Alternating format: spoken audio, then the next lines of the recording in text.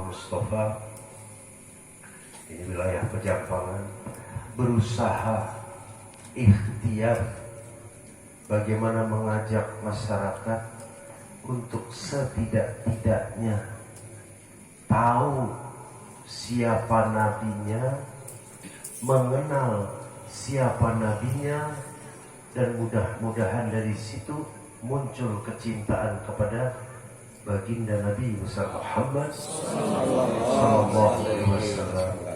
Sedikit saya cerita Bapak Ibu sekalian, tidak ada manusia yang mencintai kita melebihi Rasulullah sallallahu alaihi wasallam. Rasulullah Ibu Bapak hidup tidak sezaman dengan kita, jauh beliau, ratusan tahun, bahkan lebih dari 1000 tahun baru kita hidup di sini. Tapi beliau baginda Nabi besar Muhammad SAW sudah memikirkan kita, bahkan amat belas kasihan dengan kita dan berharap kita selamat. Makanya Bapak Ibu sekalian yang hadir, coba saya kasih pertanyaan. Umpama nih, sama nabinya tuh taunya seberapa sih? Kenal nabinya tuh sampai di mana? Apa cuma tahu nabinya, cuma tahu namanya? Oh, nabi saya Nabi Muhammad SAW. Atau banyak tahu tentang Rasulullah SAW? Atau sudah masuk dikenal, kenal sama nabinya? Kenapa hadirin? Kita ini sering tidak adil. Urusan dunia kenal luar biasa. Urusan dunia ini ujung-ujungnya sampah. Yang namanya dunia ujung-ujungnya sampah. Contoh, baju baru kita pakai baru nih, umpama Idul Fitri, Lebaran baju baru. Paling banter setahun, 2 tahun, 3 tahun. Tahun keempat atau tahun kelima sudah bukan dikatakan baru lagi. Bahkan mungkin sebagian udah jadi berubah fungsi, udah jadi lap. Betul. Motor yang kita beli umpama dari baru, setelah 10 tahun, 15 tahun rongsokan. Badan kita ya waktu muda gagah luar biasa, ganteng, cantik luar biasa. Begitu menjelang tua selesai. Ya. Urusan dunia kita luar biasa pengen kenal. Bahkan yang paling dikenal di muka bumi ini namanya duit.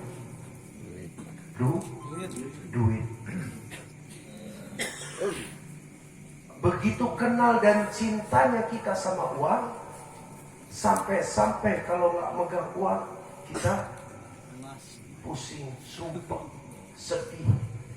Begitu nerima uang, girang, gembira luar biasa. Seakan-akan yang membawa keselamatan adalah uang. Istri, pamajikan lebih kenal suaminya seperti apa, kenal mertuanya kayak apa, kesukaannya apa yang disenangi mertua, apa yang nggak disukai mertua, tahu, diingat-ingat. Tapi coba tanya ibu-ibu yang sudah punya mertua, coba ditanya, apa kesukaan Nabi Muhammad SAW? Mungkin kalau ditanya makanan kesukaan mertua, tahu. Makanan kesukaan suami, tahu. Coba tanya ibu-ibu, makanan kesukaan Nabi Muhammad SAW apa? Begitu juga bapak-bapaknya.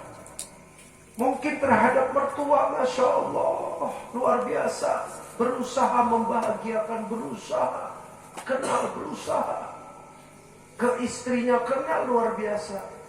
Coba sekali-kali nanya di diri. Tahu nggak kebiasaan Rasulullah SAW apa?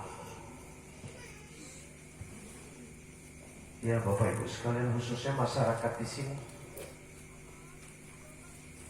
Kenapa Bapak Ibu sekalian? Terutama kaum perempuan, saya ingatkan kaum perempuan.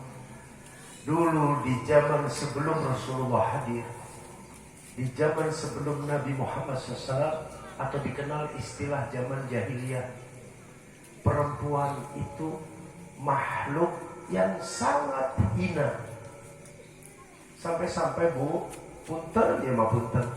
Sampai-sampai orang dulu kalau istrinya mengandung, kemudian melahirkan anak perempuan, bapaknya nggak mau lihat karena malu.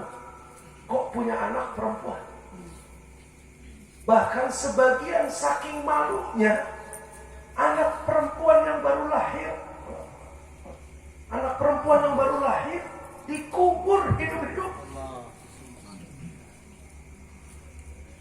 Begitu baginda Nabi besar Muhammad SAW, Allah Ta'ala hadirkan. Maka sejak saat itu perempuan diangkat semulia-mulianya. Sampai dikatakan barang siapa punya anak perempuan 3, dididik, dibesarkan, sampai dinikahkan, maka jaminan surga bagi orang tuanya. Sahabat yang lain bertanya, ya Rasulullah, saya punya anak perempuan cuma 2. Rasulullah menjawab, sama. Jaminan bagi orang tuanya masuk surga ketika anak ini dibesarkan, dididik, sampai dinikahkan. Ada sahabat yang bertanya, ya Rasulullah, anak saya perempuan cuma 1. Dijawab, sama. Sejak saat itu, ketika orang tua melahirkan anak perempuan, berbahagia mereka. Bahkan ketika punya anak perempuan 3, ada ucapan berkah punya anak perempuan 3 orang. Siapa yang mengangkat perempuan sedemikian mulia? Allah Ta'ala melalui baginda Nabi besar Muhammad SAW. Dahulu ibu-ibu, perempuan dianggap pajangan, dipakai jika perlu, kalau nggak perlu dibuang laksana sampah. Bahkan di zaman jahiliyah dulu ada kumpul tarian, para perempuannya disuruh telanjang bulan. Zaman Nabi Muhammad SAW hadir, maka perempuan dibuat sebagai barang yang sangat berharga. Diperintahkan untuk ditutup auratnya, tidak sembarang bertemu laki. Perempuan barang mahal, sesuatu yang mahal dijadikan oleh Rasulullah SAW. Sampai dengan saat ini Bapak Ibu sekalian, umatnya merasakan bagaimana kaum perempuan dimuliakan oleh agama Islam, oleh Rasulullah SAW.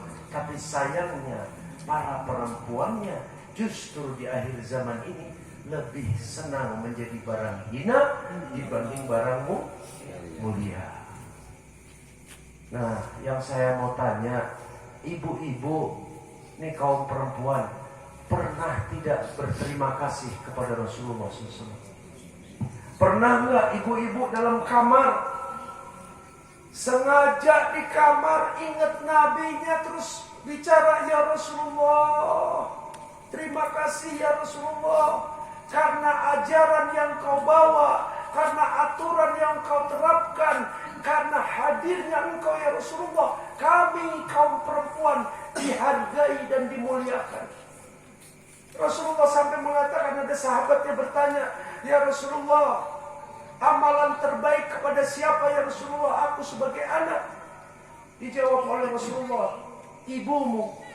Berbuat baiklah, taatlah kepada ibumu. Lalu kepada siapa ya Rasulullah? Ibumu. Diulang lagi 2 kali. Ditanya lagi, lalu kepada siapa ya Rasulullah? Ibumu. 3 kali.